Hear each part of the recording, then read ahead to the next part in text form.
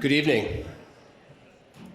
The 2025 Windham Southeast School District Annual Meeting is now in order. As has been the tradition of the school district for many years, for all those who would like to, please rise for the Pledge of Allegiance. I pledge allegiance to the flag of the United States of America and to the republic for which it stands, one nation, under God, indivisible, with liberty and justice for all. Thank you. Please be seated. I'd like to take this opportunity to welcome you all to the 2025 Windham Southeast School District meeting. My name is Steve Brown, and I will be your moderator for this evening. I'd like to take this opportunity first to recognize Jamie Dancero, the custodial staff here, and the custodial staff here at the high school and middle school for their hard work in setting up the stage and all the chairs that you're sitting in tonight. Without their hard work, this wouldn't happen.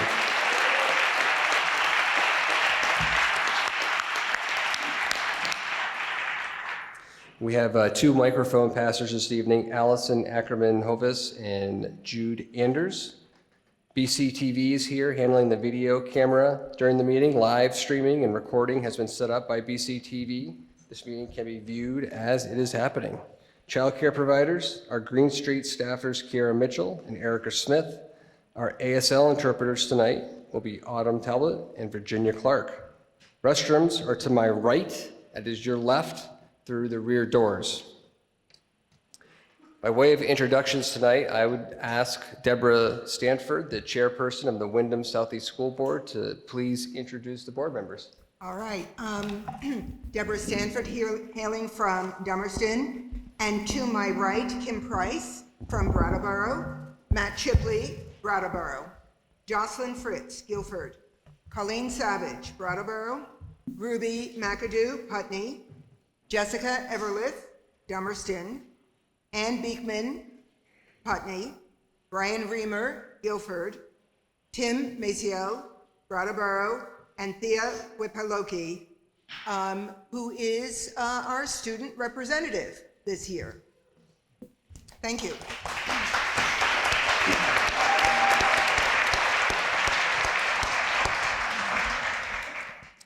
Thank you, Chairperson Stanford. I would now ask the Superintendent, Mark Spino, to please introduce the administration officials who are with us this evening. Thank you, Mr. Brown. For administrators sitting in the audience, please rise when I call your name. We'll start with Mo Hart, Executive Assistant. Frank Rucker, Business Administrator. Michael Kelleher, Human Resources Director. Bryn Tucker, Director of Curriculum. Janet Slazinski, Curriculum Coordinator, 7 through 12. Stacy Sawyer, Curriculum Coordinator, Pre-K through 6. Michaela Sims, Diversity Director. Tate Erickson, Director of Special Education. Whitney Line, Coordinator of Elementary Special Education. Gary Parzek, Technology Coordinator. Deb Gass, Executive Director of Early Education. Brandy Levesque, Early Childhood Special Education Coordinator. Carrie Beebe, Pre-K Coordinator.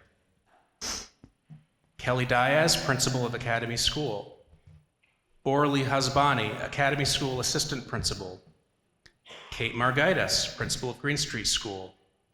Mary Kaufman, Principal of Oak Grove School and Brattleboro Early Education Center at Canal Street.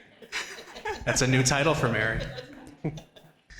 John Gagnon, Principal of Guilford Central School. Julianne Egan, Principal of Dummerston School. John Sessions, Principal of Putney Central School. Keith Lyman, Principal of BAMS. Tom Dotton, Assistant Principal of BAMS. Hannah Parker, BUHS Principal. Cassie Domkohler, BUHS Assistant Principal. Ben Coppola, BUHS Assistant Principal. Nancy Johnston, School Improvement Coordinator. Kevin Drury, Coordinator of Secondary Special Education, and Nancy Weiss, Director of Windham Regional Career Center. Thank you.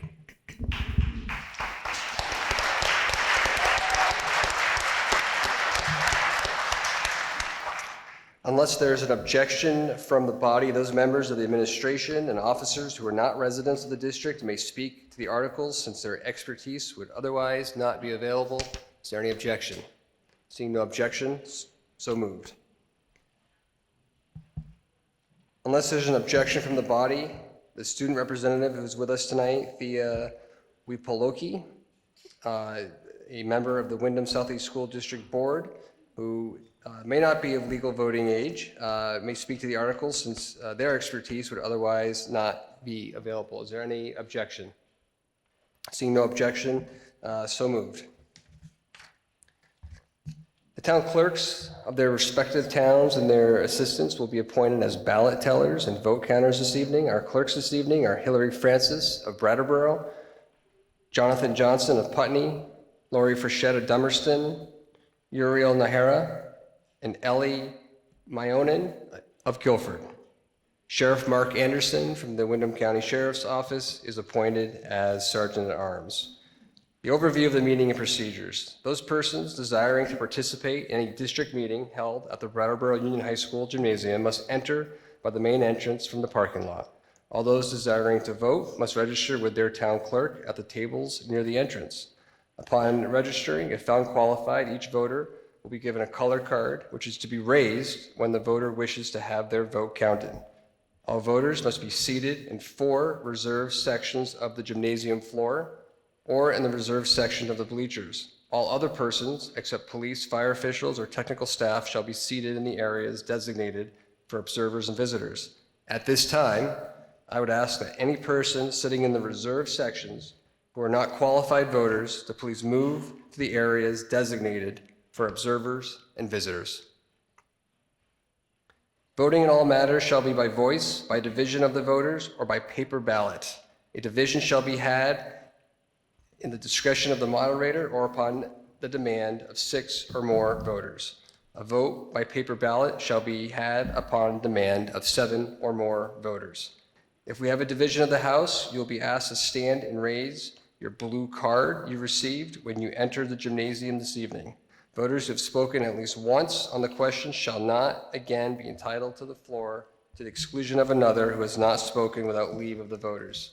To gain the floor, each voter shall rise and wait to be recognized by the moderator. Please address the chair, give your name, the town of residence. Please wait to speak until you have been passed the microphone.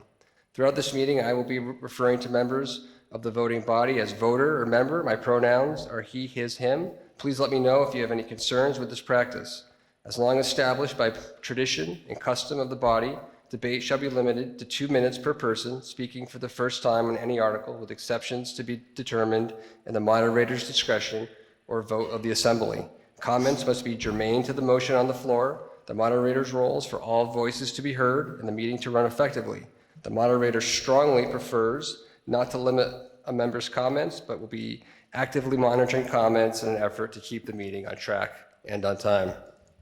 Special committees of the voters may be established by the voters, but their existence shall be continued only for 1 year, from July 1st through June 30th, unless renewed by the next annual meeting and subsequent meetings thereafter.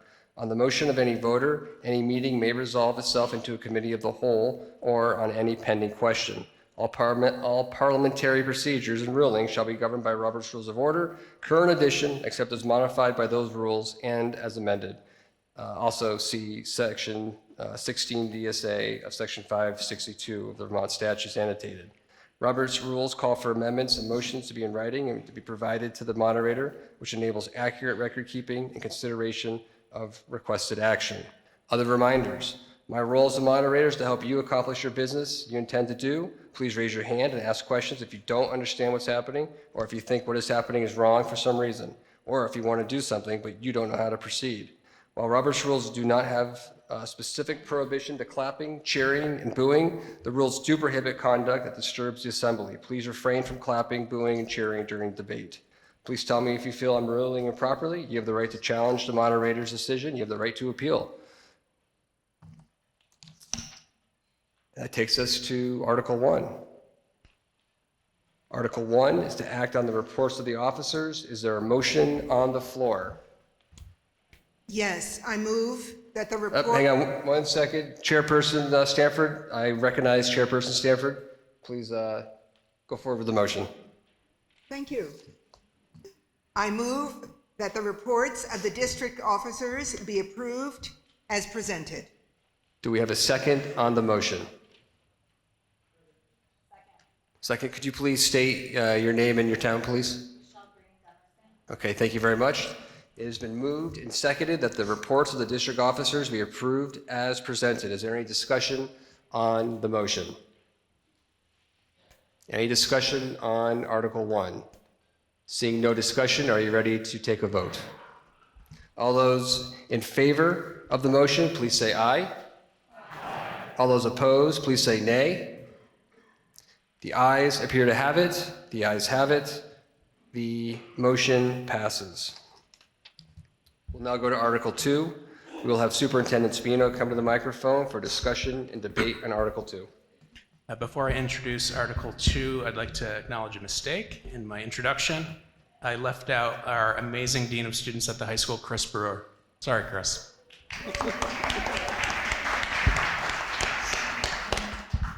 Article 2, to elect the following officers of the district, which officers shall assume office upon election and serve for a term of 1 year.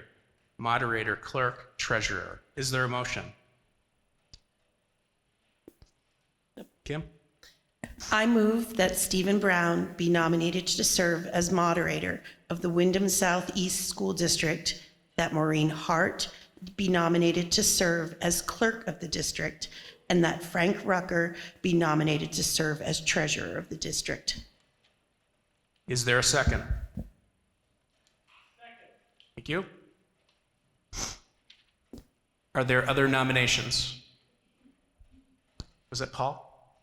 Paul Smith. Wasn't sure. Sound familiar. Are there other nominations?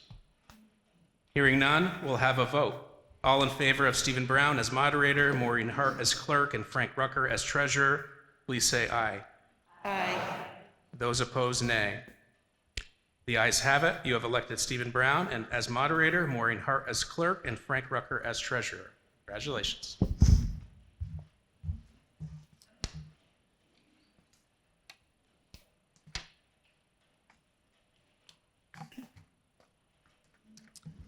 We now move to Article 3 to see what compensation the Windham Southeast School District will vote to pay its directors. Do we have a motion?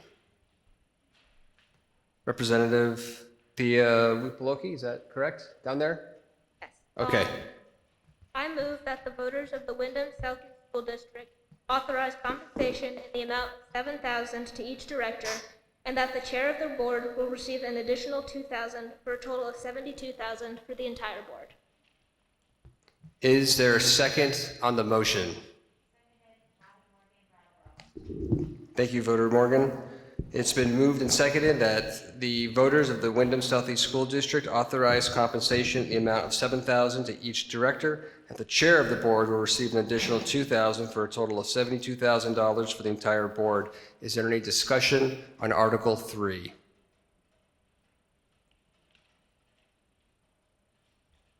I see one hand up. We have a microphone coming your way. If you could please state your name and your town. Laura Chapman Putney, can you just remind me what they're currently earning? I'm sorry, I'm not looking it up. Sure, the administration's been queried. Mr. Rucker? Yes, that is the current level of compensation. Any further discussion on Article 3? Further discussion? Seeing no further discussion, are you ready to take a vote? All those in favor of the motion, please say aye. Aye. All those opposed, please say nay. The ayes appear to have it. The ayes have it. You have voted to pay the each school director $7,000, and the chair of the board will receive an additional $2,000 for a total of $72,000 for the entire board. We'll now move to Article 4 to see whether the voters of the Windham Southeast School District approve the school board to expend $67,700,000 $136,630, which is the amount the school board has determined to be necessary for the ensuing fiscal year. The Windham Southeast School District estimates that the proposed budget, if approved, will result in per pupil education spending of $15,851, which is a 6.7% higher than the per pupil education spending for the current year. Is there a motion? Board Member McAdoo? I move that the voters of the Windham Southeast School District approve the school board to expend $67,736,630, which is the amount the school board has determined to be necessary for the ensuing fiscal year. The Windham Southeast School District estimates that this proposed budget, if approved, will result in per pupil spending of $15,851, which is 6.7% higher than per pupil education spending for the current year. Is there a second on the motion? Could you please state your name and your town? Thank you very much. Is there any debate? Actually, I need to restate the motion. It's been moved and seconded that the voters of the Windham Southeast School District approve the school board to expend $67,736,630, which is the amount the school board has determined to be necessary for the ensuing fiscal year. The Windham Southeast School District estimates that this proposed budget, if approved, will result in per pupil education spending of $15,851, which is 6.7% higher than per pupil education spending for the current year. Is there any discussion on Article 4? Ms. Normandeau. If we could have a microphone right over here, thank you.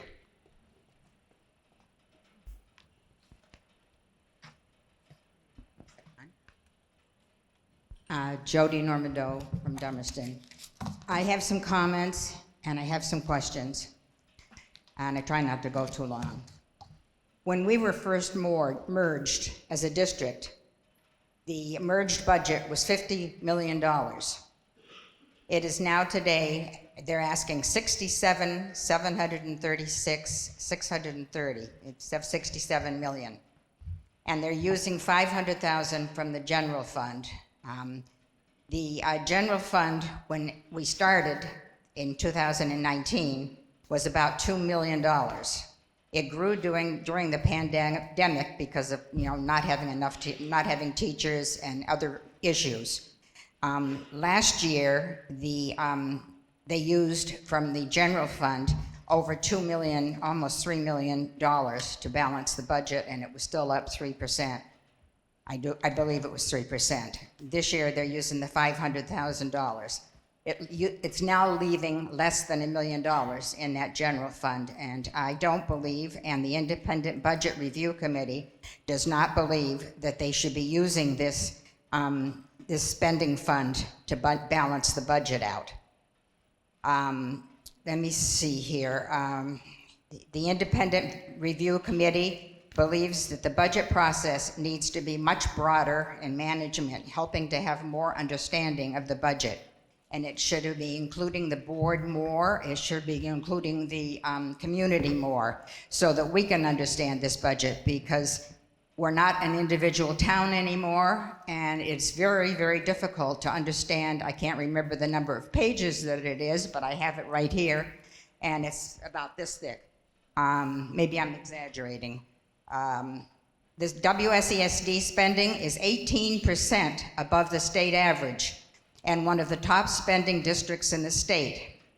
I personally don't think that if we hire good people, that they don't need coaches or consultants. That costs a lot of money. The other thing that I want to say is that I don't think there's equity in our district between the cost of administration and the teachers, what the teachers get paid. Quite frankly, I would like to see the teachers, they're the ones on the floor, they're the ones with our students, they're the ones that are in charge of teaching our students.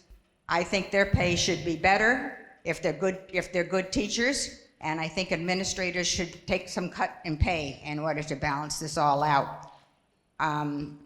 As far as the capital fund is concerned, Ms. Normandy, you're a little over 2 minutes. I'll let you finish up your comments.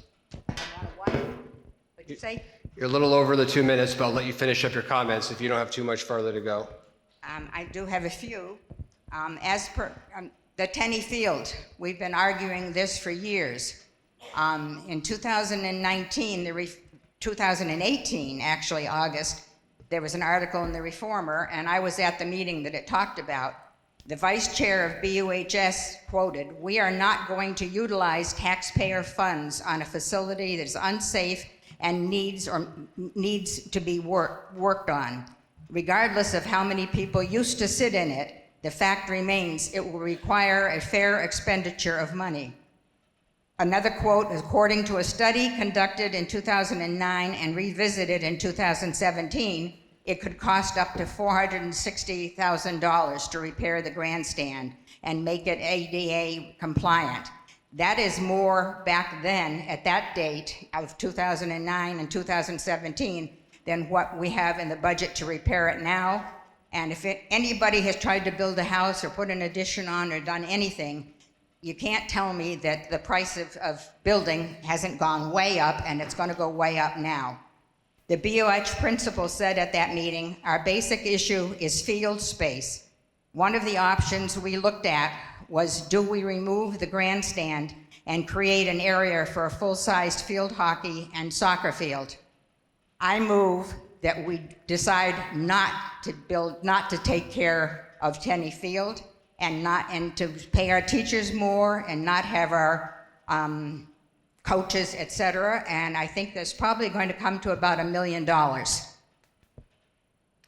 Further debate on the motion. I would just remind the voters that Robert's rules generally disfavors members reading from prepared statements, but having no objections to the last speaker, we will continue on. But I made a motion.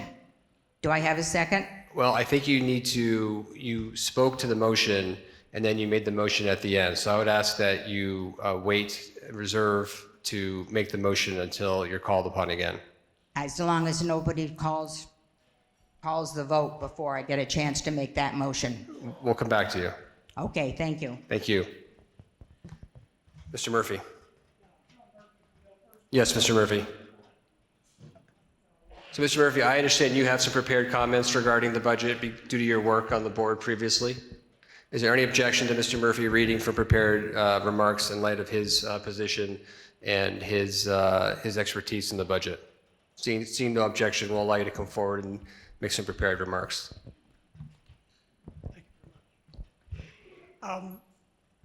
Good evening. It is important for voters to know the multiple parts of the Windham Southeast School District.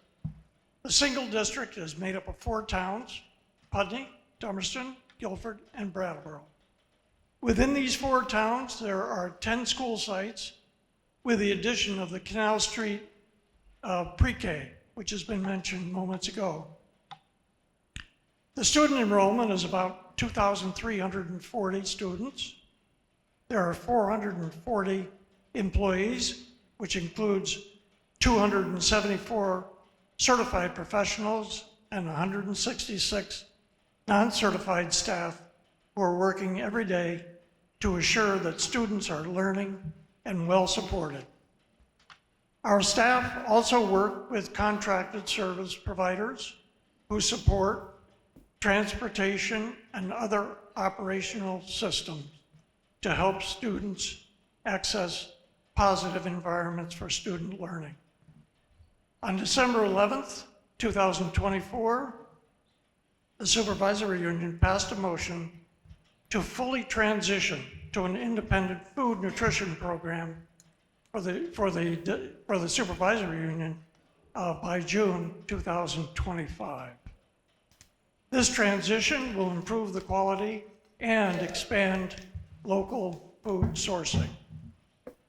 As people are aware, the budget development for the district is an ongoing process. In the early fall of 2024, principals and educational professionals reviewed student data to plan for the FY26 budget.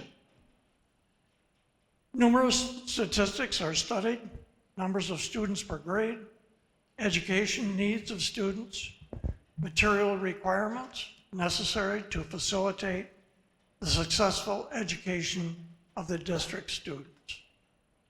In early September, the finance manager and superintendent developed the budget planning timeline, a comprehensive, detailed work plan that includes specific dates and criteria that are followed to construct the FY26 budget. There are dates that specifically meet the statutory requirements of the budget process. On September 10th of 2024, a summit was held that included administrators, the WSESD, and the SU board to codify the continuous improvement plan goals that are used to define the basis of the FY26 budget. There are 4 continuous improvement goals established: increase the math proficiency by 10%, increase the English language arts by 10%, increase the graduation rate from BUHS, and increase the sense of safety and belonging for our student body. In November of 2024, meetings were held to define the specific resources that are necessary for successful educational outcomes of the district. Specifically, the Finance Committee reviewed the 6 elementary budgets, secondary schools, including the Windham Regional Career Center, and the district-wide programs, which include special education services. The WSESD board reviewed the comprehensive draft plan on 12/17/24 and 1/14/25. During these review meetings, there was input from school leaders, educational staff, members of the public, and members of the central office leadership team. On January 28th of this year, the WSESD board unanimously passed the budget before you. As mentioned, the FY26 WSESD budget is in the amount of $67.7 million. Subtracting the offsetting revenue in the amount of $7.3 million results in the amount of education spending, $60.3 million. Dividing the education spending by the equalized pupil count of 3,807 results in a pupil cost of 15,851. And it's interesting to note that the 3,807 is the number assigned to this district, and that is because of student weighting. Students from low socioeconomic background and English language learners. Dividing the per pupil spending by the state mandated yield number of 8,553 results in a unified district tax rate of $1.853. The increase from the F25 to the F26 are as follows: a total budget increase of 1.1%, an increase in the spending per equalized pupil of 6.7%. The long-term weighted average student number represents an increase of about 72 students. The major cross drivers contributing to the spending increases are: number 1, an 11% increase in health insurance; which amounts to $663,311.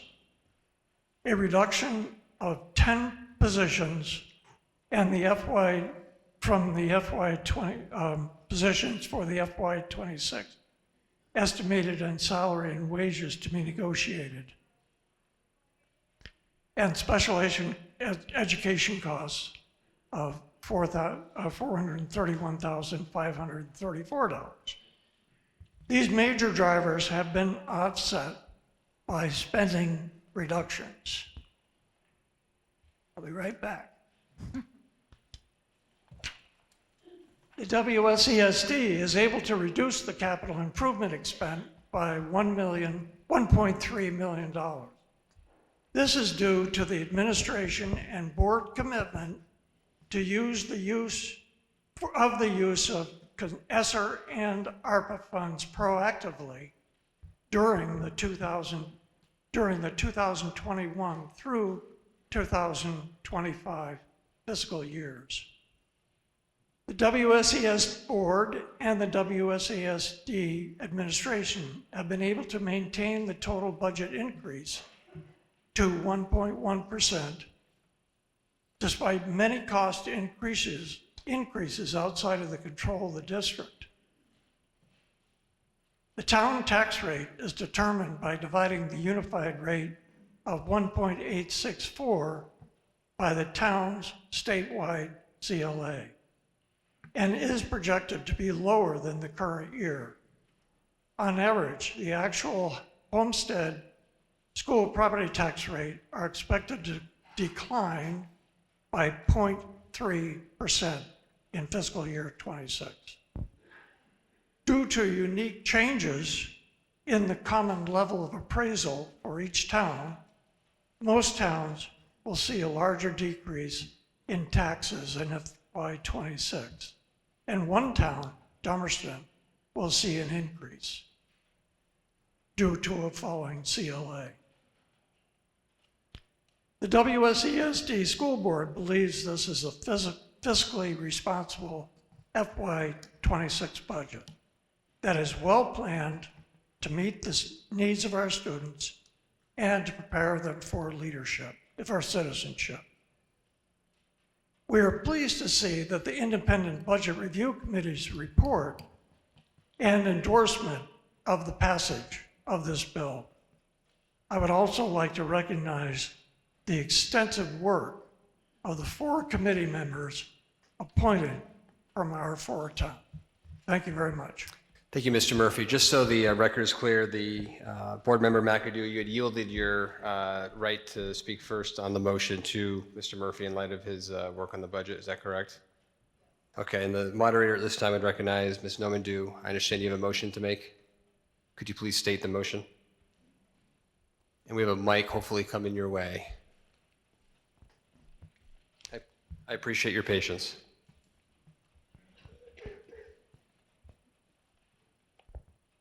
Thank you. I move to remove $1 million from the budget as we spend 18% above the state average. Many from the funds planned for the grandstand, no instructional coaches, consultants, and equalized teacher pay and administrator pay. There's a big discrepancy between the two. There are more places I could quote, but I'll leave it up to the board and administration to figure it out. Thank you. So, Ms. Normandy, I just want to make sure I'm appropriately restating your motion.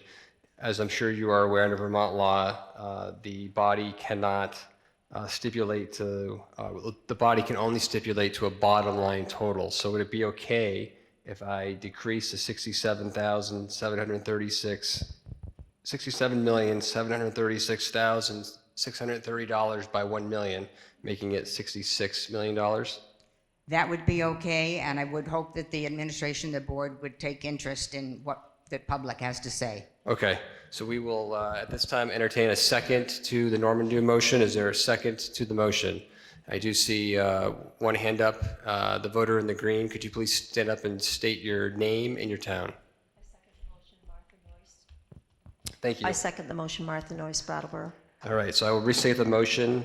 The primary amendment, it's been moved and seconded that the voters of the Windham Southeast School District approve the school board to expend $66,736,630, which is the amount the school board, or I guess well, we'll just leave it at that. So the voters of the Windham Southeast School District approve the school board to expend $66,736,630. Is there debate on the Norman Dew motion?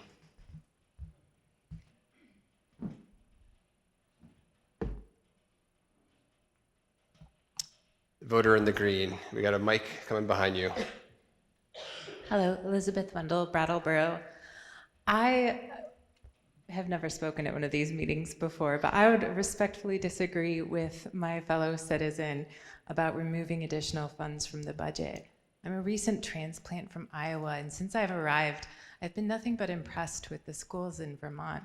Y'all have clearly been doing an excellent job with the way you've conducted your schools and the way you've administered them. My child is thriving here, and I think you all should have every dollar that you've asked for.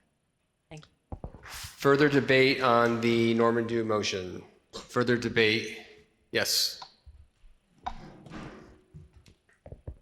Martha Noyce, Brattleboro. I would support Ms. Normando's motion, given a few details that aren't often clear with the many pages that we're going through.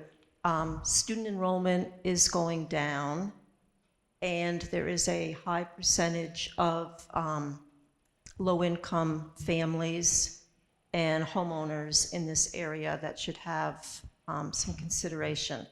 Also, I have been attending these meetings since August and have seen some frivolous expenditures that didn't need to happen that could be part of the $1 million.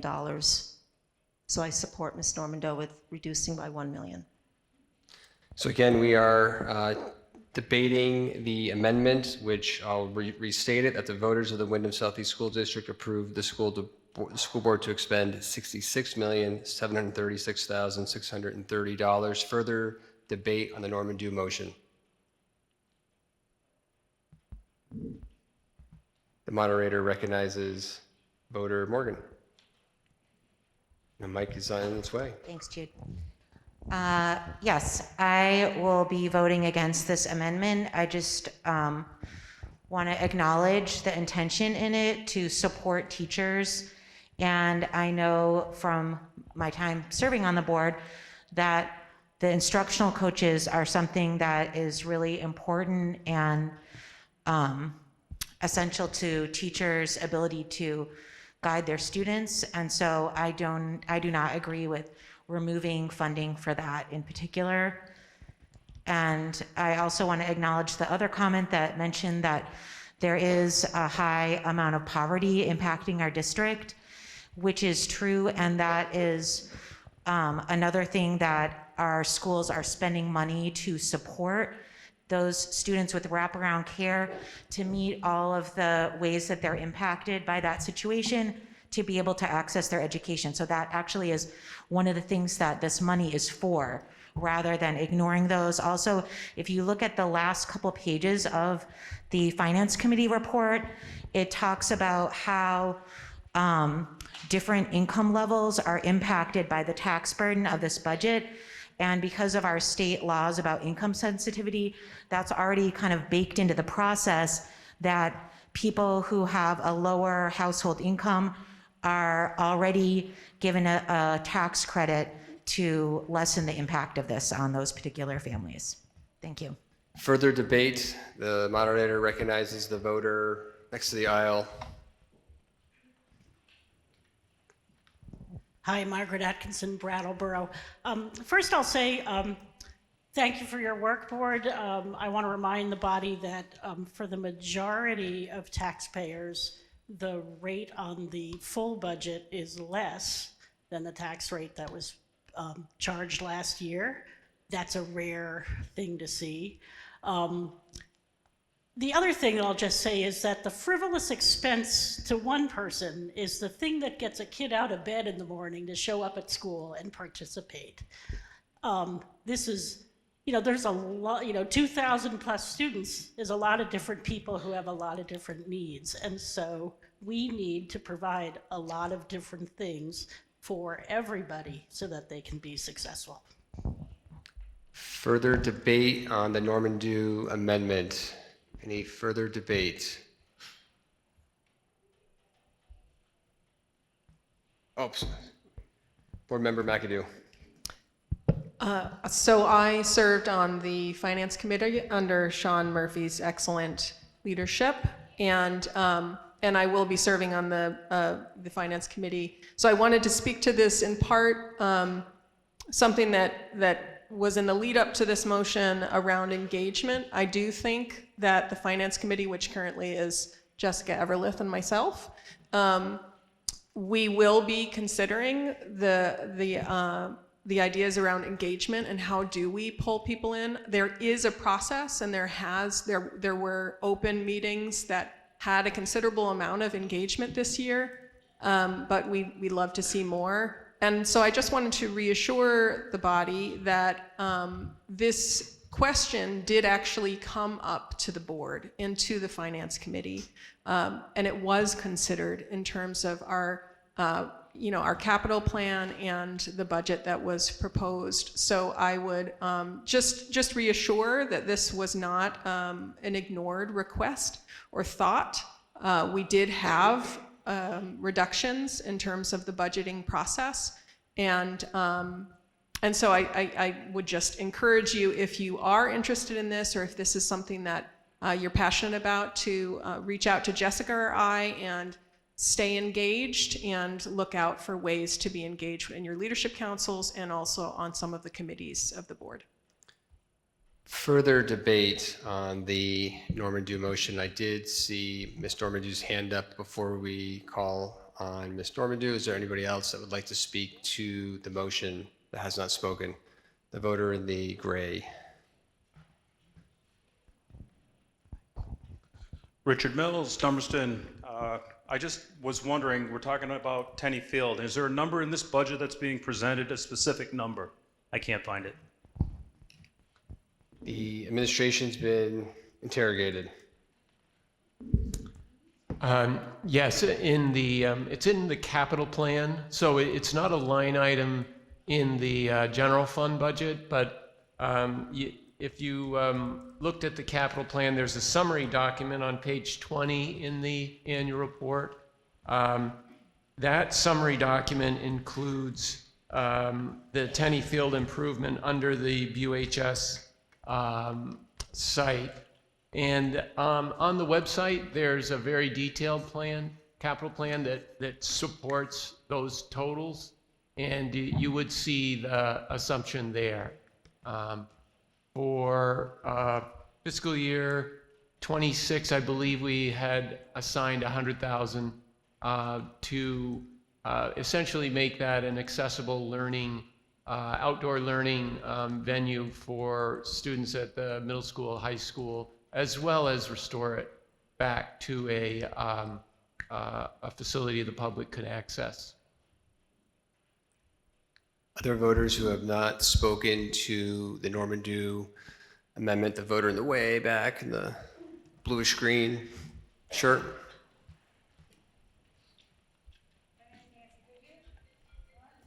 I live in Brattleboro. I'm a teacher in this district. I support this amendment. Mic drop. Further discussion on the Norman Dew amendment, which would reduce the sum to $66,736,630. The moderator recognizes Superintendent Spino. I'd just like to reiterate some things that were said earlier, especially from Sean Murphy. We're very proud to be proposing this budget to our community tonight. It is a fiscally responsible budget. We are a higher poverty district, and by the way, we're a higher performing district in the state of Vermont.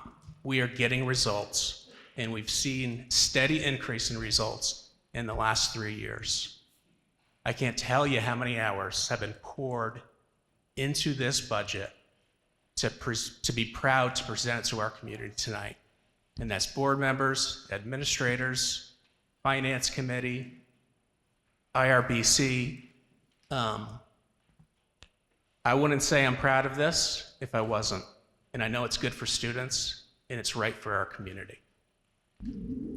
Further discussion on the Norman Dew amendment? David Eastman, Guilford.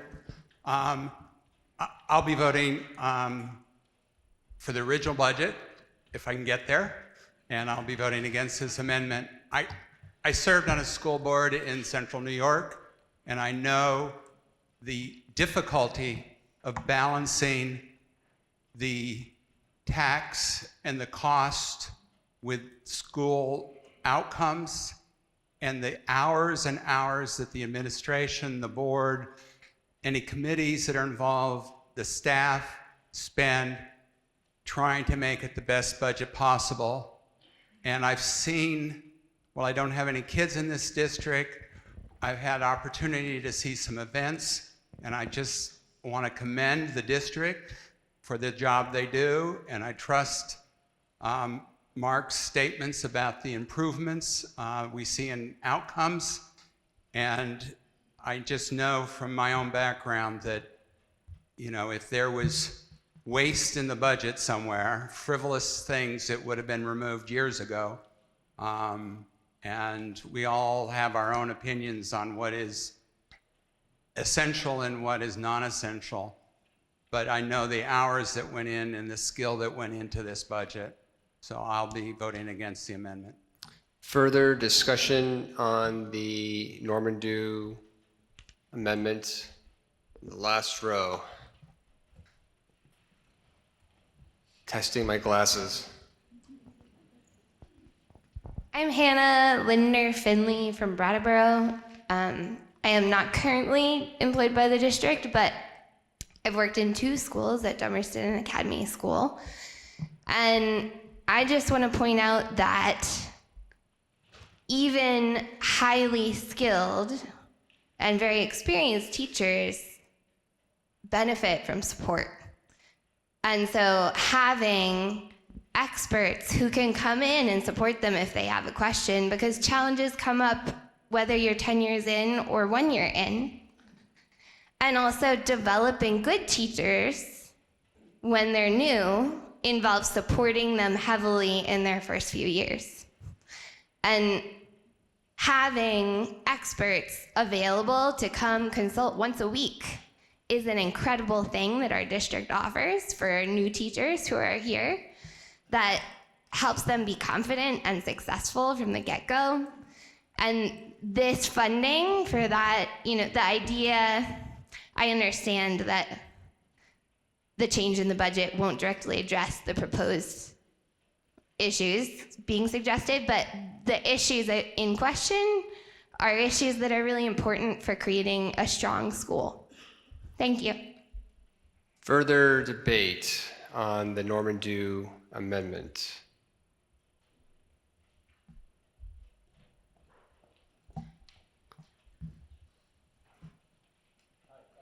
Kelt Naylor from Dummerston. I'm sorry, could you please... Kelt Naylor from Dummerston. Thank you. I was got a question on the Tenney Field expenditure. Was that the full expenditure to get the grandstand or just this year's allocation? I probably have a follow-up after that. The administration's been queried. Yes, it's a planned phase project, and I'm looking at the detailed capital plan.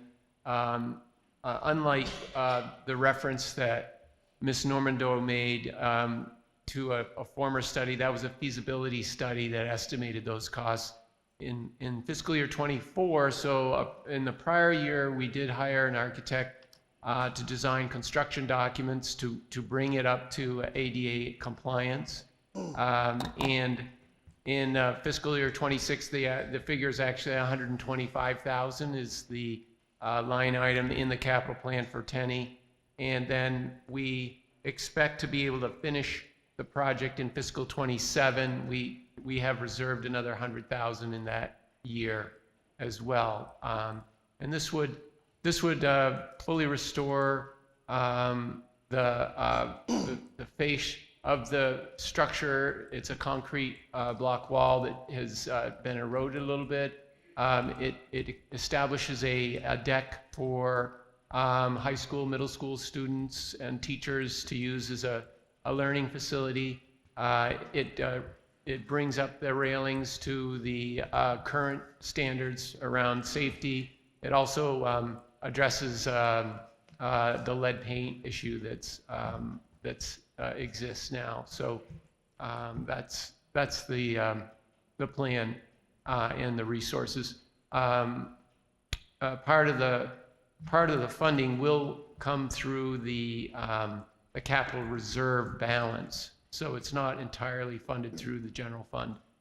One last thing is that we have been engaging the group Friends of Tenney Field, and they are very much getting organized to assist with donations and work on the facility.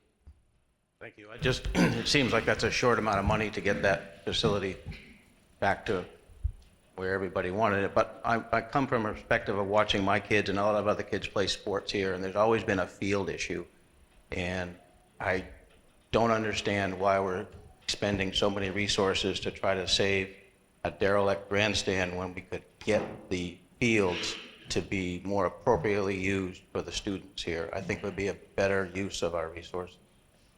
The Tenney Field surface has been improved this year, understanding that this grandstand will become a usable facility again. So turf was replaced. We extended boundary lines for playing surfaces so that there is more flexibility in the type of sports that can be played. And as I say, the improvements are based on construction documents now. What I'm saying is it's not just the condition of the field, but to be able to expand the size of those fields so that field hockey isn't playing on a baseball field, for instance, and so forth.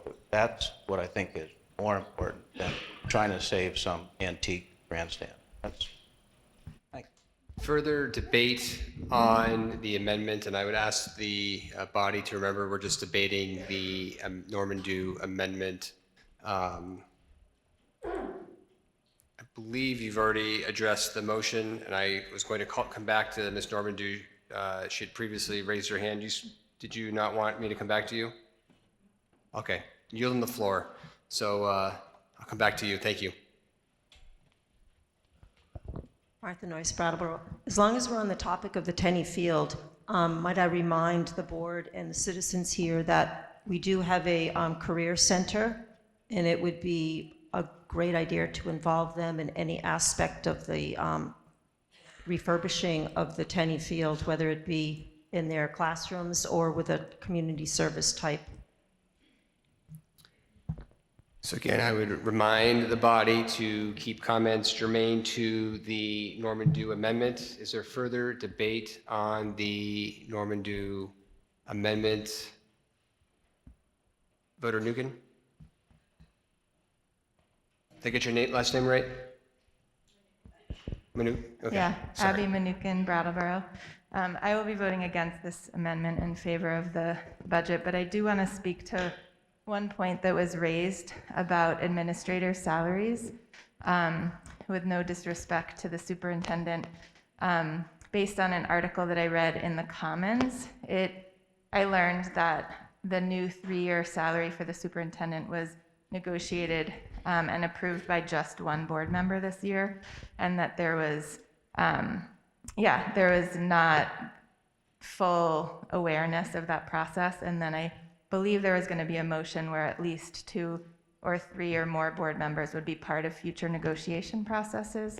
So I just want to encourage that to happen so that it's more of a fair and impartial and balanced process, because I think there is concern in the district that administrator salaries are going up at a higher rate than, like she said, teacher salaries. But I will be supporting the budget and against this amendment. Further debate on the Norman Dew amendment? Ms. Normandeau, changed your mind.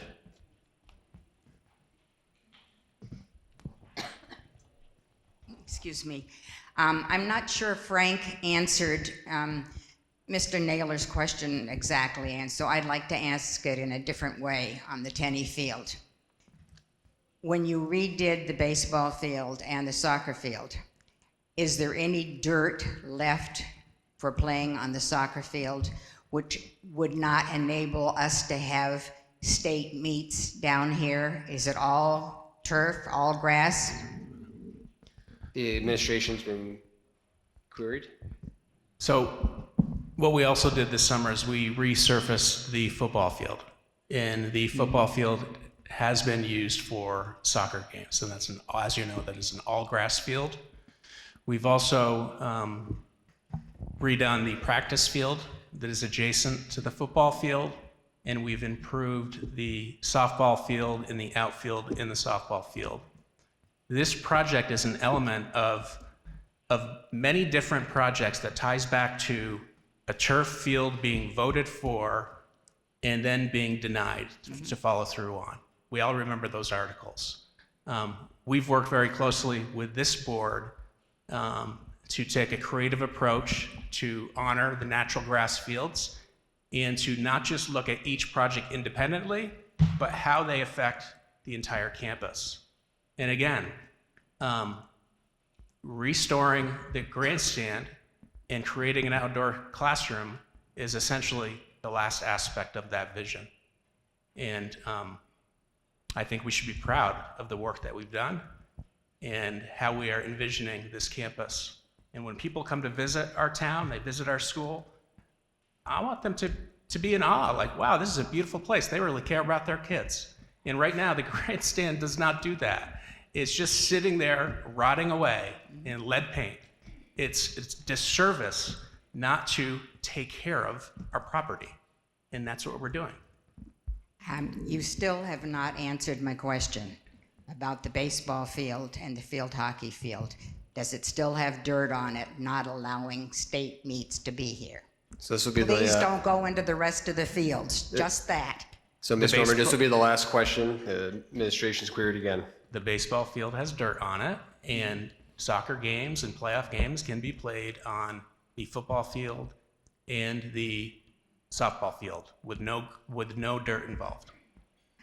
I'm sorry, but you're still not answering my question. I'm going to move on, Ms. Normandeau. Well, I wish you would interrogate the administration to please answer the question. It's at their choosing. So I see a voter in the back, Mr. Anthes.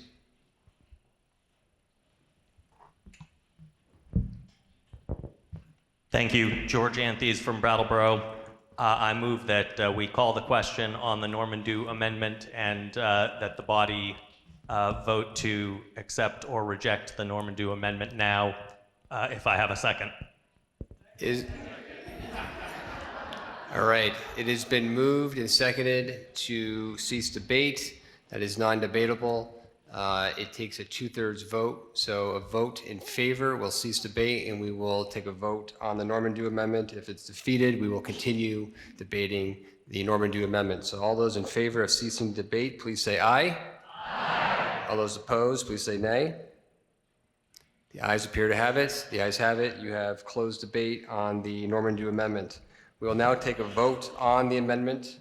A vote of aye will amend the main motion to $66,736,630, and we will debate the main motion as amended. A vote of nay will defeat the amendment, and we will return debate on the main motion.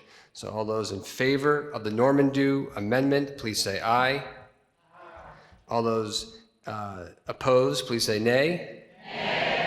The nays appear to have it. The nays have it. You've defeated the Normandeau motion. We are now back to the main motion, and I will repeat the main motion. The main motion is that the voters of the Windham Southeast School District approve the school board to expend $67,736,630, which is the amount the school board has determined to be necessary for the ensuing fiscal year. The Windham Southeast School District estimates that the proposed budget, if approved, will result in per pupil education spending of $15,851, which is 6.7% higher than the per pupil education spending for the current year. Is there any further debate on the main motion in Article 4? Yes. If you could just tell us your name while the mic's coming over. Okay. Hey, hang on one second. I'll make sure everybody picks you up. Thank you. Thank you. Thank you, Michelle Green-Dummerston. I just have a question actually about our federal funding in our budget. I went to page 17 where we see revenues, and I see an amount of about $278,000. I know most of our federal funds live in our SU budget with special education and food services, but I couldn't find that information in that budget.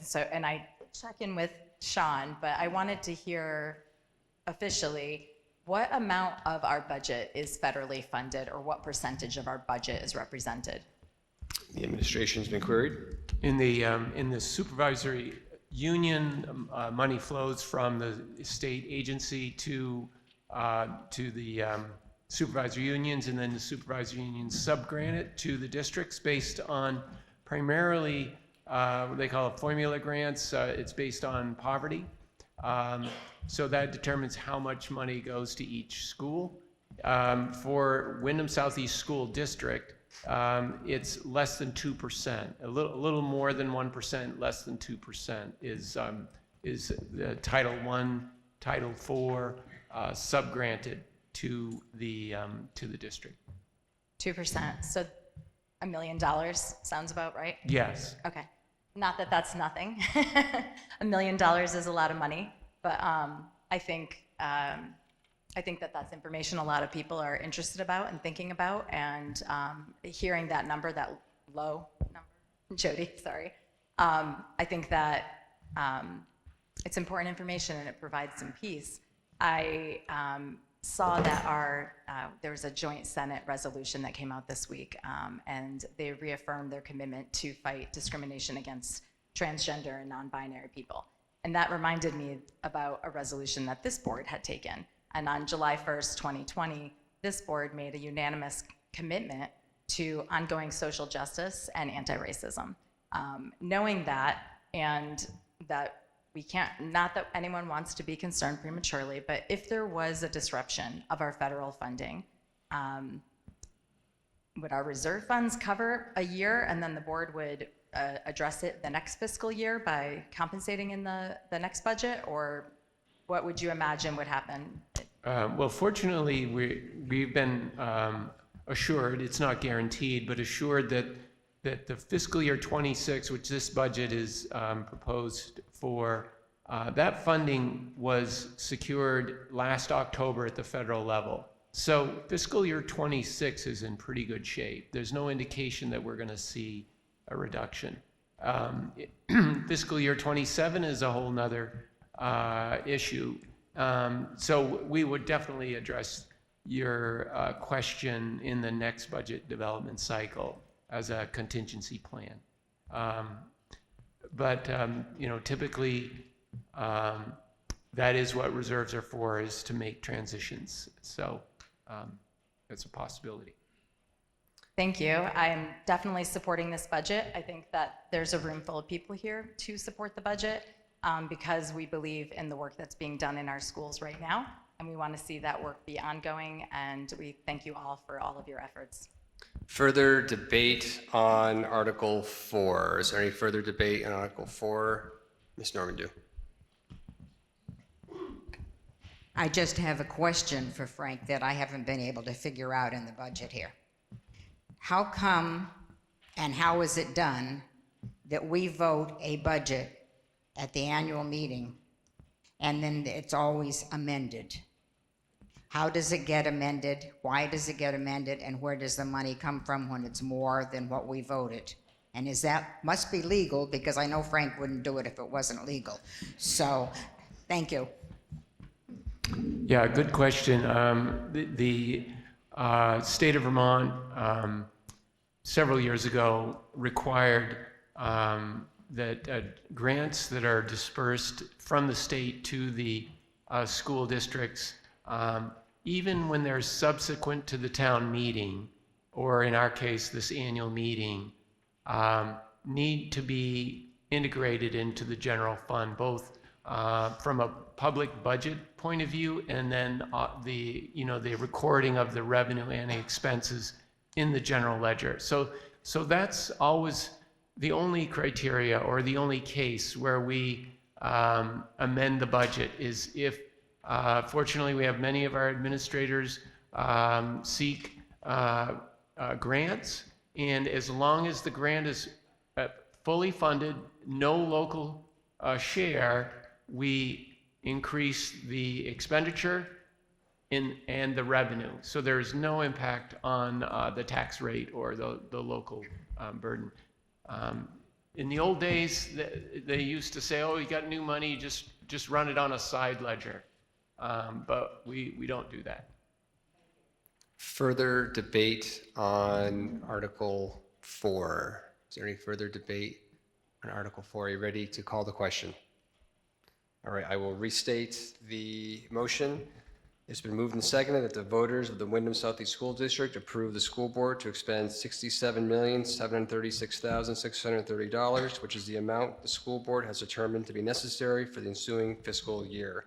The Windham Southeast School District estimates that this proposed budget, if approved, will result in per pupil education spending of $15,851, which is 6.7% higher than per pupil education spending for the current year. All those in favor, please say aye. Aye. All those opposed, please say nay.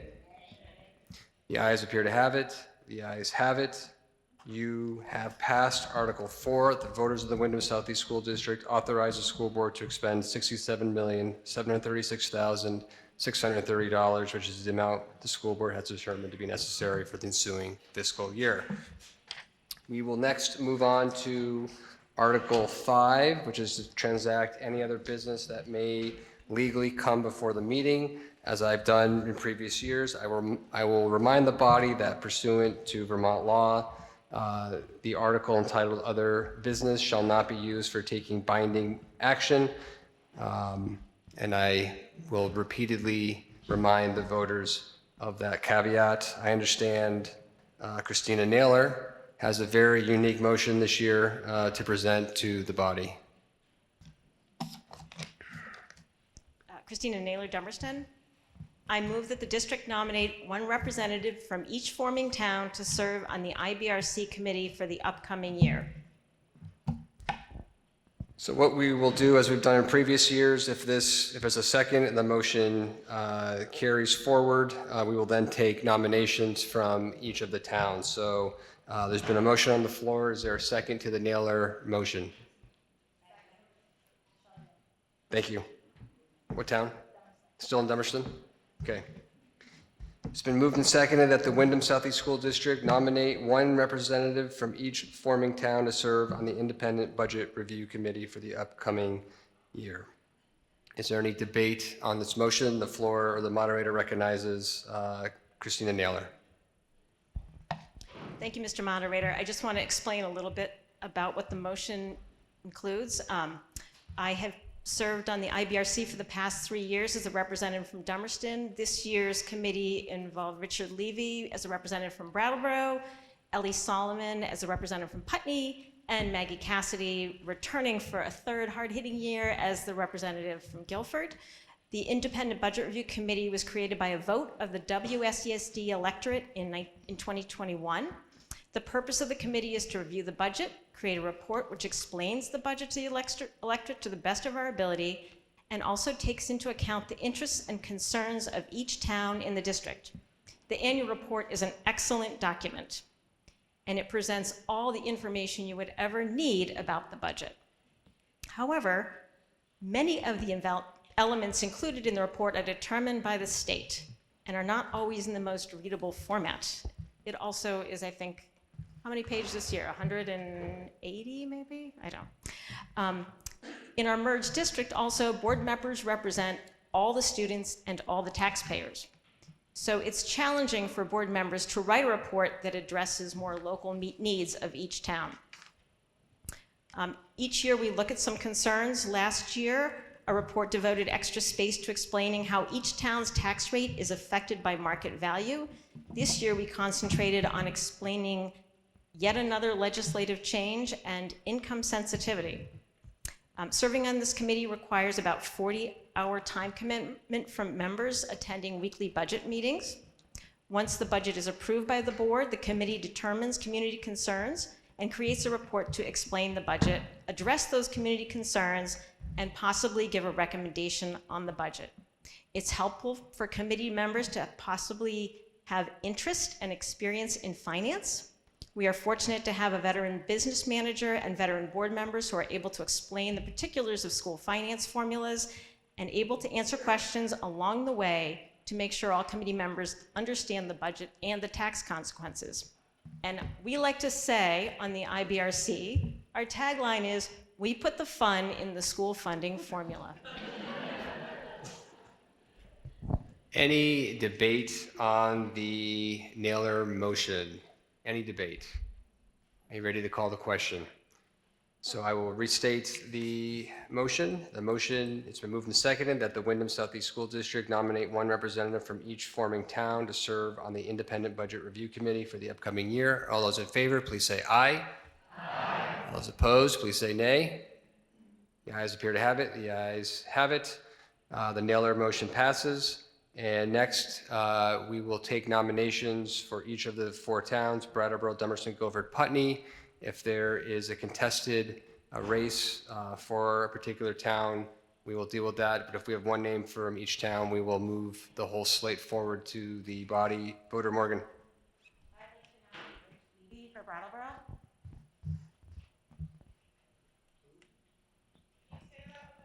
I will, yes. I was going to repeat in a second. I'm just writing it Sorry, down. I would like to nominate Rich Levy for Brattleboro. Rich Levy's been nominated from Brattleboro. Ms. Normandew. I'd like to nominate Christine Naylor from Dummerston.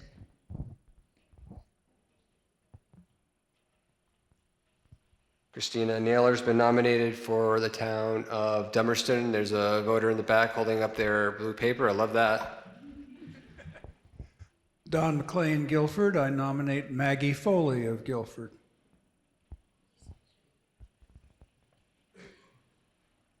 Maggie Foley's been nominated for the town of Guilford, and we have a voter, another voter towards the rear of the room.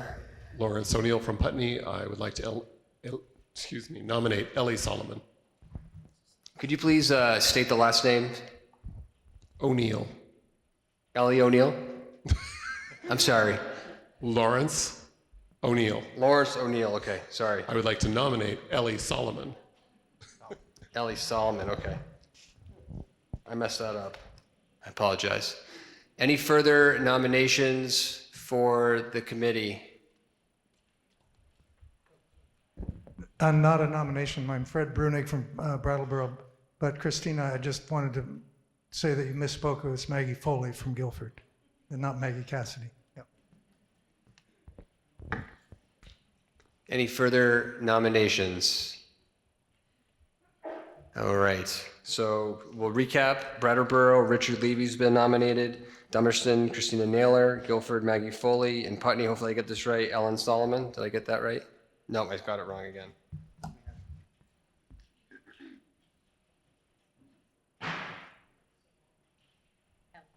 Solomon.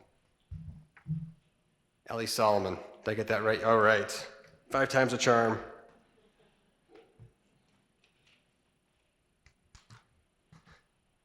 Are we ready to take a vote? All right, so we will move the whole slate of candidates in. All those in favor, please say aye. Aye. All those opposed, please say nay. The ayes appear to have it. The ayes have it. You have elected Richard Levy of Brattleboro, Christina Naylor of Dummerston, Maggie Foley of Guilford, and Ellie Solomon of Putney. And I would remind the body this is non-binding. I will now recognize Superintendent Spino. Thank you. Serving on a school board can be a thankless job.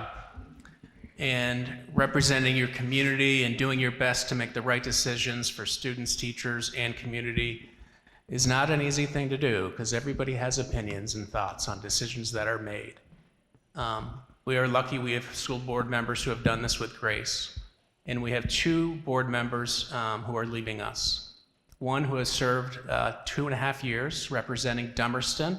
I'd like to recognize Eva Nolan.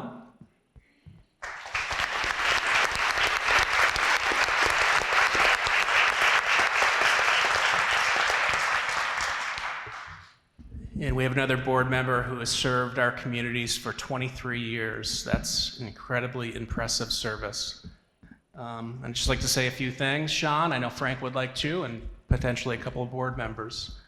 I'd just like to thank you for your student-centered approach at all times. You're a thoughtful, curious person who makes decisions, database decisions from the heart, and it is always focused on what is best for what is our most important, which is our children, our students. You've governed in the best interest of our communities. It's really been a pleasure to work with you and an honor to work with you. So thank you, Sean, for your service.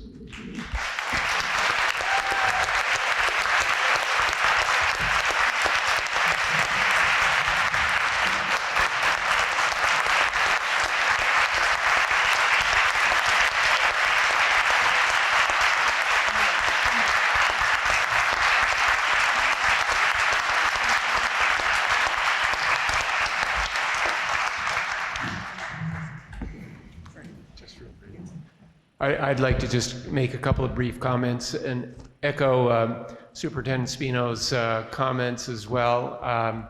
It takes just tremendous perseverance and energy, the long nights, the difficult conversations, and we've gone through many transitions over the years, and to have the steady hand of Sean with his combination of practical skills, knowing what is realistic, as a builder, a business person, but as Mark said, just always a conviction to supporting all kids. It's just a remarkable testament to service. And if there was a board Hall of Fame, Sean would be right there, right along with Mr. Woodworth, who's in the back of the room, who was a colleague of Sean for many years. So thank you so much, Sean.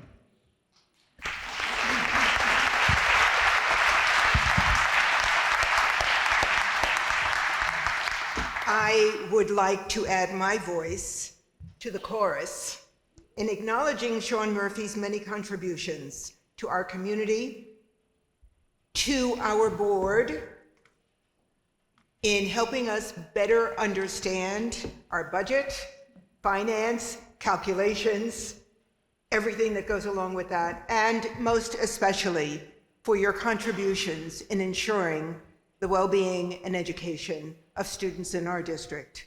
Thank you, Sean.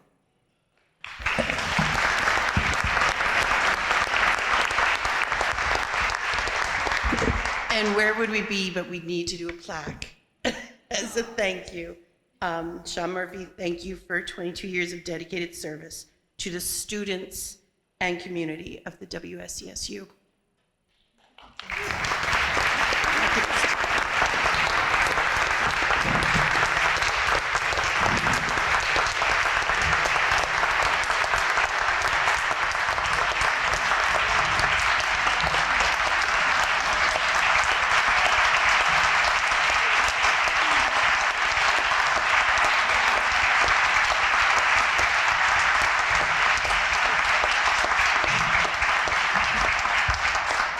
Could we get a microphone for Mr. Murphy?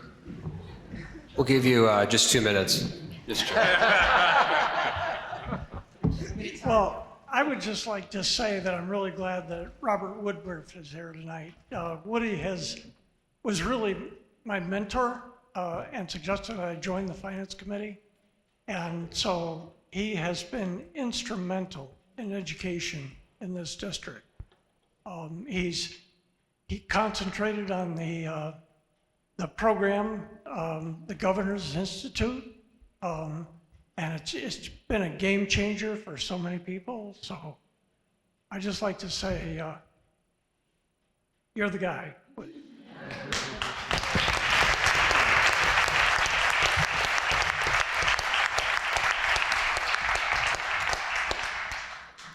right, it's a tough act to follow. Do we have any further business under Article 5? Further business. Board Member Maciel.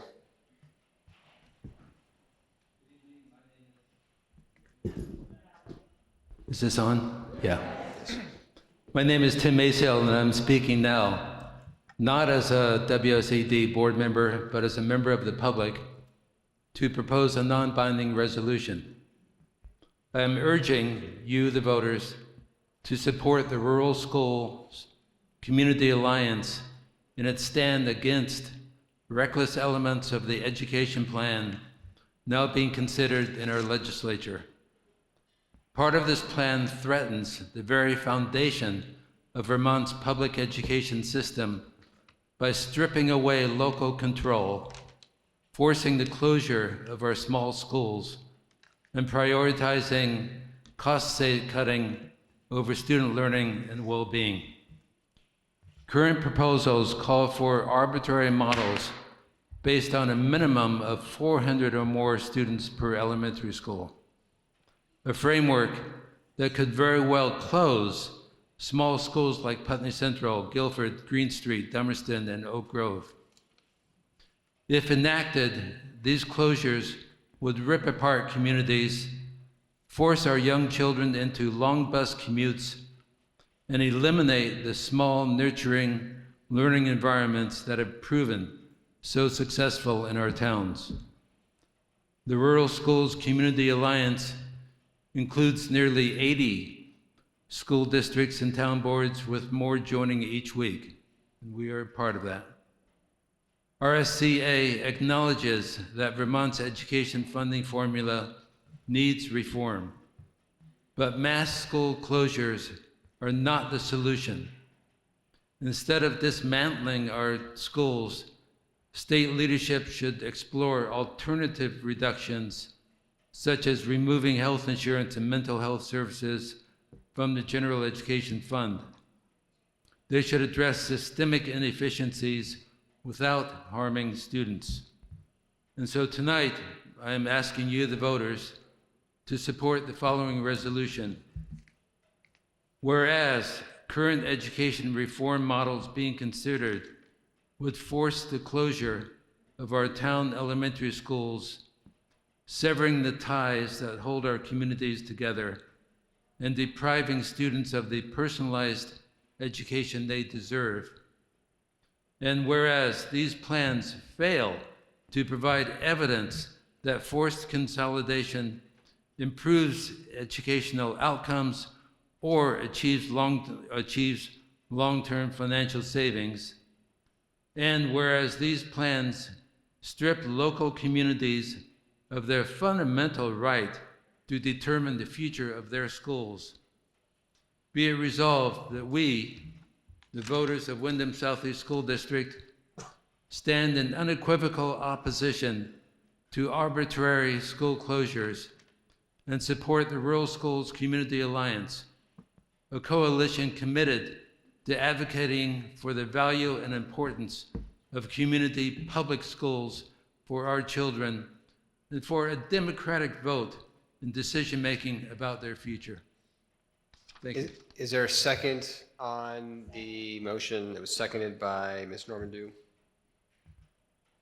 Is there any, I should actually first read back into the record. It's been moved and seconded. The following, whereas current education reform models being considered would force the closure of our town elementary schools, severing the ties of our communities together and depriving students of the personalized education they deserve. And whereas these plans fail to provide evidence that forced consolidation improves educational outcomes or achieves long-term financial savings, and whereas these plans strip local communities of their fundamental right to determine the future of their schools, be it resolved that we, the voters of the Windham Southeast School District, stand in unequivocal opposition to arbitrary school closure and support the Rural Schools Community Alliance, a coalition committed to advocating for the value and importance of community public schools for our children and for a democratic voice and decision-making about their future. Is there any discussion on the motion? Ms. Normandeau. Jody Normandeau again from Dummerston. I would like to back everything that Tim said. And folks, this is dead serious. They're talking about a district of us going all the way up to Norwich and all the way over the mountain. And this really would just, in my mind, Dummerston's a small school, all our schools, I think even academies, is it over 400? I don't know. So every one of our schools could be closed or consolidated. We could be up to Springfield. We could be put anywhere.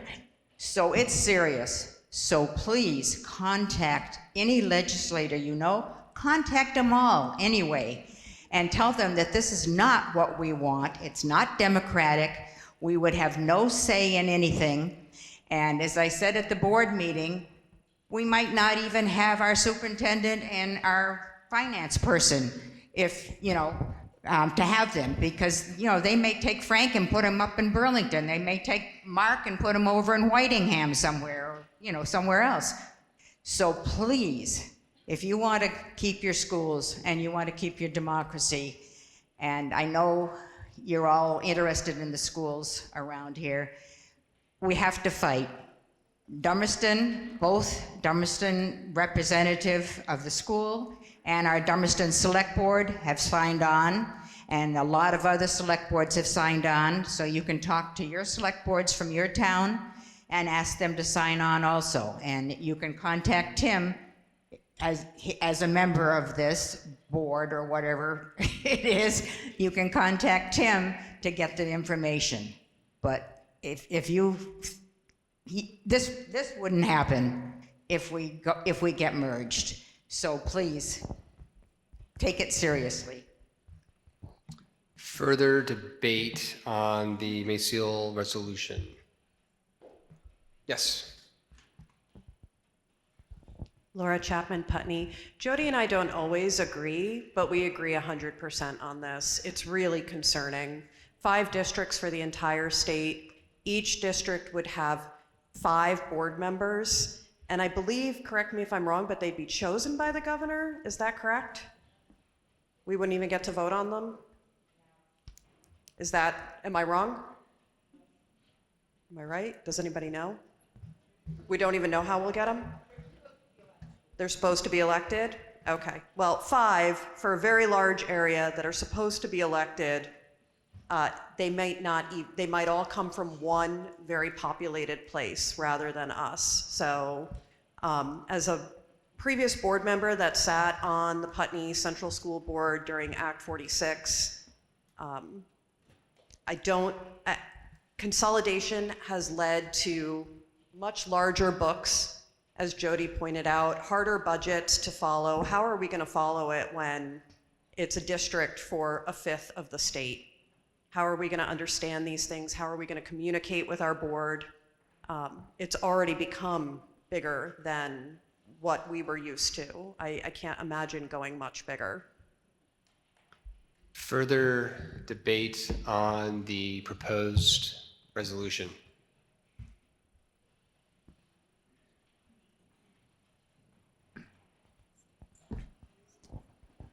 Stephen Stearns, Brattleboro.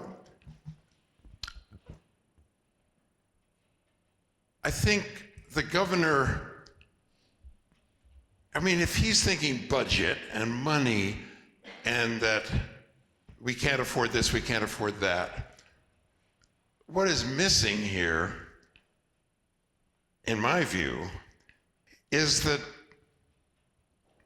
education's not a business. It's not a for-profit or reduce the income business. It's about community, and it's about belonging. And when children find people that they can be comfortable with and safe with and problem solve with, they want to come to school. They want to talk. They want to share their ideas. And the same goes for us. We all want to do that as well. We want to be heard, and we want to listen. We're already in a situation in the country and maybe the world where social media is to the point where that tends to separate us. I mean, at the best, we're Zooming with somebody through a screen, but at worst, we're on TikTok or this and that. And I know from the New England Youth Theater that when kids step on stage and the lights come on, they're relying on their friends to support them. Leap and the net will appear. And this budget that this concept of 5 districts in the entire state of Vermont, that's like saying there's only going to be 5 districts for farms. And the farms will only have Holsteins. You know, Holsteins and corn, that's it. And we're legislating that. No, come on, we're smarter than that.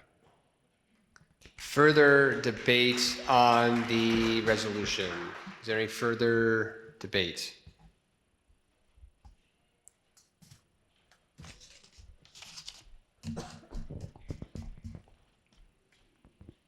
Thank you. Michelle Green Dummerston again.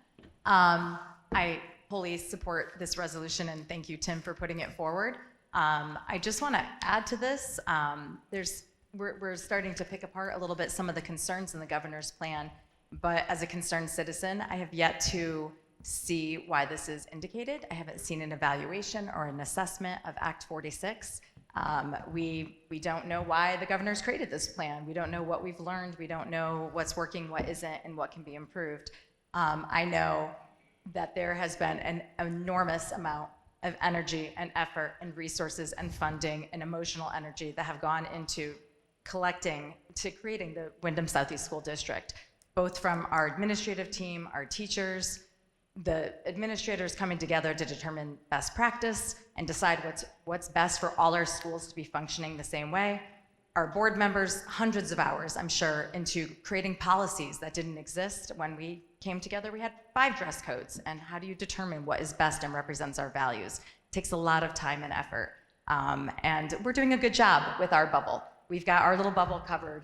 We're doing excellent work, and I'm just holding my legislators and governor responsible at this point for where's the accountability and why this is even coming forward. Where's the evaluation? It's not good governing. Thank you. Further debate on the resolution. I'm Molly Stoner Dummerston. I just have more of a question. I'm fortunate to be part of a group at Vermont NEA where I get a lot of information about what's happening in the State House. And so, like I learned last night that it's not just the 5 districts, there are other plans in Senate Ed that have some very odd districting that are being looked at, et cetera. And I'm wondering if there's an opportunity through the Rural Schools Alliance to communicate back to voters, like, is there anyone who's keeping track? Because I find it really helpful in the group that I'm a part of to have those summaries, to have that information coming to me. And I'm wondering if this organization could serve to disseminate in the moment information to people who are concerned. Thank you. I just want to, as we were taking debate on the resolution, ask the clerks, town clerks, if they could get me the numbers so we could be ready to go when we get to that portion of the meeting. And also, as you leave, if you could please return the ballots to the town clerks. I think they'd be very appreciative of that. Further debate on the resolution. Eastman, Guilford. As I mentioned before, I was on a school board in rural upstate New York. I should mention that at the time, it was the largest unified school district in the state, geographically, not population-wise or student-wise, but geographically. I can tell you a huge discussion on the board and in the budget was always busing. We had kids that were on the bus for well over an hour, maybe in some of the worst cases, an hour and a half to 2 hours. I can also tell you that the elementary schools that were in each of the small communities in this unified district, over time, to save money, the boards had to end up first consolidating, all the K through 3 in one school, 3 through 5 in another, and then eventually closed due to state funding and requirements from the state. Large consolidated schools, be they a fifth of the state or the largest in a big state, are not in the best interests of children. They make for very, very tough budgetary decisions that are not necessarily student-focused or community-focused. When these elementary schools closed, it was a huge detriment to those communities to lose their elementary schools. And so I support everything that's said and support this resolution. Further debate on the resolution, the voter in the way back. Sarah Cortoro Putney. I'd like to call the question. There's been a motion to call the question. Is there a second to the motion? The second, could you please state your name and town? Thank you. That motion is non-debatable. All those in favor of calling the question, please say aye. Aye. All those opposed, please say nay. The ayes appear to have it. The ayes have it by a 2/3 vote. You have ended debate on the Maciel amendment. We will now vote on the Maciel amendment. The rules require me as the moderator to restate the motion. Unless there's an objection, I would like to pass that and just go right to the vote. I see no objections to that. So we are now voting on the Maciel resolution. All those in favor of the Maciel resolution, please say aye. Aye. All those opposed, please say nay.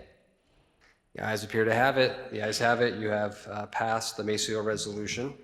Is there further business under Article 5 at this time? Any further business under Article 5? So before the moderator entertains a motion to adjourn, I will read in the numbers for tonight's meeting. Brattleboro, out of the 8,873 registered voters, 111 attended tonight's meeting, which is 1.2% of the voters. Dummerston, out of the 1,574 voters, 36 were in attendance for 2.3% of your voters. And Guilford, out of the 1,841 voters, 43 were in attendance, again for 2.3%, tied with Dummerston.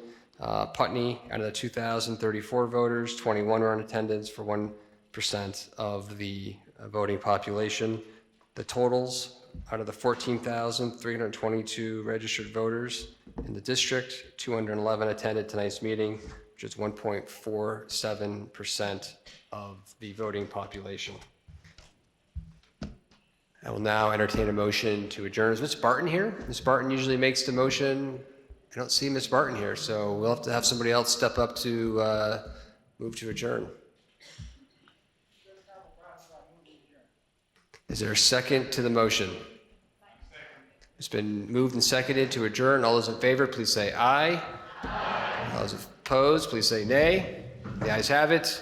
You have adjourned the meeting, and the meeting is ended at 8:43 p.m. Thank you.